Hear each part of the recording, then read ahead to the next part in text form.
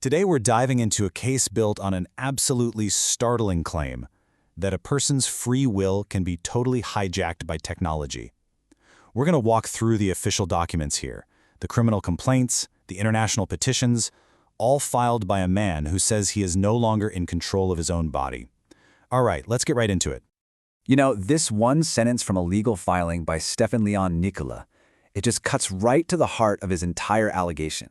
He calls it neuronal detention. It's this idea that even if your body can walk around freely, your mind can be completely locked down, a total prison. And that, right there, is the central challenge laid out in all these documents. I mean, think about it. When the crime scene is literally your own consciousness, what could the evidence possibly look like?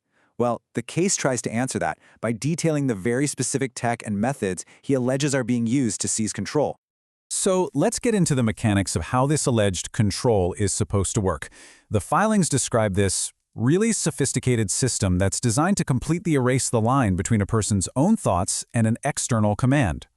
The technology that's mentioned again and again is called V2K, or voice-to-skull. Now, according to the complaints, this is a kind of sonic weapon that transmits sounds and voices directly into your cranium, completely bypassing your ears. This is the alleged channel, the pipeline for communication and control. And this is the absolute core of the alleged manipulation. The documents talk about a technique called subvocal manipulation. This is where operators supposedly use technology to clone Nicula's own voice. They then whisper commands using this cloned voice, which makes an order from the outside feel just like a spontaneous internal urge. That distinction between I want to do this and I am being told to do this, well, it's supposedly completely gone. And this slide really lays out the whole alleged process. So first, an imperative command gets injected, whispered in the target's own voice. Second, the target perceives this command not as a voice at all, but as their own authentic thought or desire.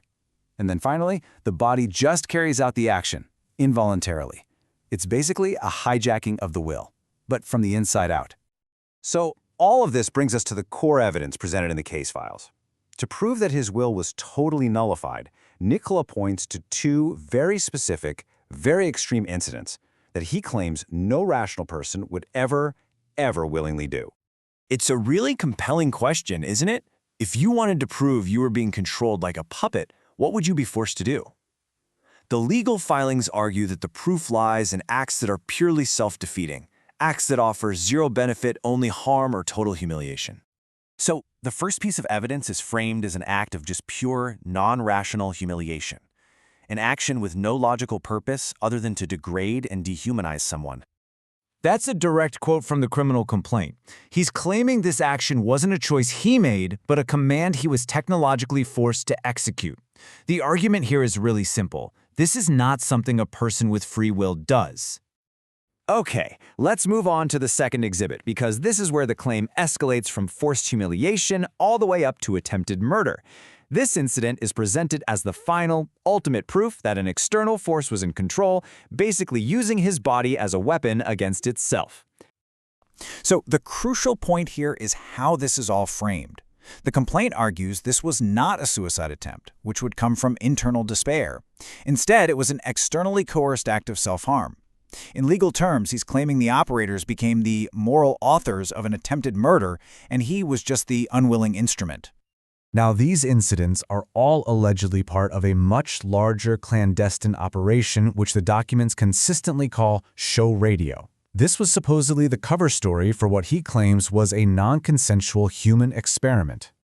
And the complaints don't just make vague claims. They name specific individuals as the operators of this show. The documents list former school colleagues and acquaintances, like Roxana Zierbo and Andrew Beldine, and accuse them of having roles that range from inducing physical pain to outright psychological torture.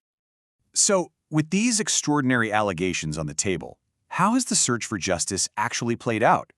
Well, the documents paint a pretty stark picture of years of institutional roadblocks. You can see a clear escalation on this timeline. It all starts in May 2022 with complaints to local Romanian police. But over the next 3 years, the efforts just expand and expand. By late 2025, with domestic options basically exhausted, petitions are being filed with military prosecutors and international bodies like the UN, the European Commission, and even Interpol.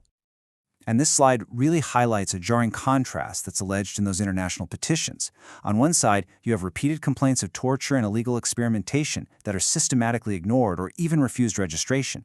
And on the other side, the very same prosecutor's office is actively pursuing criminal charges against Nicula for minor thefts he claims were induced by his manipulators as a way to discredit him. This failure to find any kind of remedy in the existing legal frameworks forces the case to ask a much broader question. It's one that looks way beyond the specific complaint and towards the future of human rights itself. By appealing to organizations like UNESCO, the complaint connects these very personal allegations to a much bigger, emerging global conversation. The case is presented not just as torture, but as a violation of neuro rights. Things like the right to mental privacy, the right to personal identity, and the right to free will itself. And really, that's the question this case ultimately leaves us with. As things like brain-computer interfaces and other neurotechnologies become more and more powerful, what new safeguards do we need? It forces all of us to consider a future where the right to your own thoughts might actually have to be explicitly defended.